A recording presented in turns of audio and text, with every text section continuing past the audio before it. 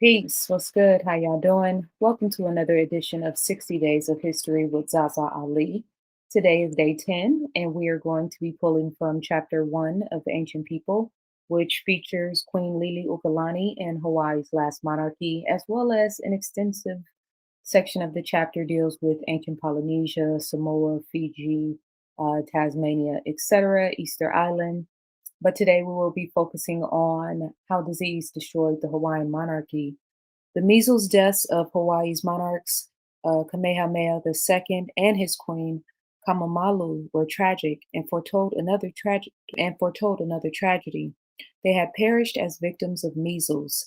It is believed that they contracted the disease during a visit to the Royal Military Asylum in London, England, at an orphanage for the children of military parents that was known for its epidemic of childhood diseases. When measles finally hit the Hawaiian Islands in 1848, it began a long struggle with disease that tore the kingdom apart. Until their contact with Europeans, Hawaiians had lived in an isolation that helped their culture and population flourish. That isolation ended up contributing to their downfall. During the 19th and early 20th century, epidemics of measles, smallpox, and other diseases threatened to wipe out the entire native Hawaiian population and disrupted the culture and lives of the island's residents. George IV did pledge to guard Hawaii from outside invasion. However, he could not protect the islands from the epidemics that followed. In 1848, measles and pertussis made their way to the Kingdom of Hawaii via missionaries and ship's crews, killing off a quarter of the population. Wave after wave of infectious disease continued to hit the native Hawaiians. Those ancient people lacked exposure to these diseases, which made them even more susceptible to benign seeming infections. Hawaiians were extraordinarily strong and healthy people who lived in a bubble, a kind of bubble that was a paradise in many respects, historian David Stannard states. But when that bubble was penetrated by ships laden with people that carried an armada of diseases, diseases that they themselves could live with, it destroyed the Hawaiians who simply had no defenses to diseases like syphilis and tuberculosis, not to mention diseases like mumps and measles that we shrug off as childhood illnesses. Meanwhile, writes historian R.D.K. Herman, American missionaries wrote off diseases as being the fault of Native Hawaiians' dress, parenting, religion, and or immorality. Another disease that wreaked havoc among Native Americans,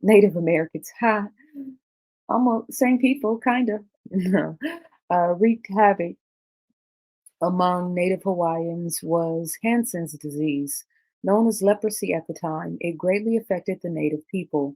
Those with Hansen's disease were shunned and forced to live in remote leper colonies. Herman notes that public worries about leprosy were used to label Native Hawaiians as unclean and unhealthy, just as wealthy American interests were trying to remove the Hawaiian monarchy from their country. Now imagine you go to some people's homeland, give them diseases, and then use the fact that they have disease as proof and verification that these people are uncivilized or savages. You brought all of the uncivilized savagery with you. These narratives helped white missionaries and plantation. That wasn't in the book, by the way. That wasn't a quote. That was me. I went off script.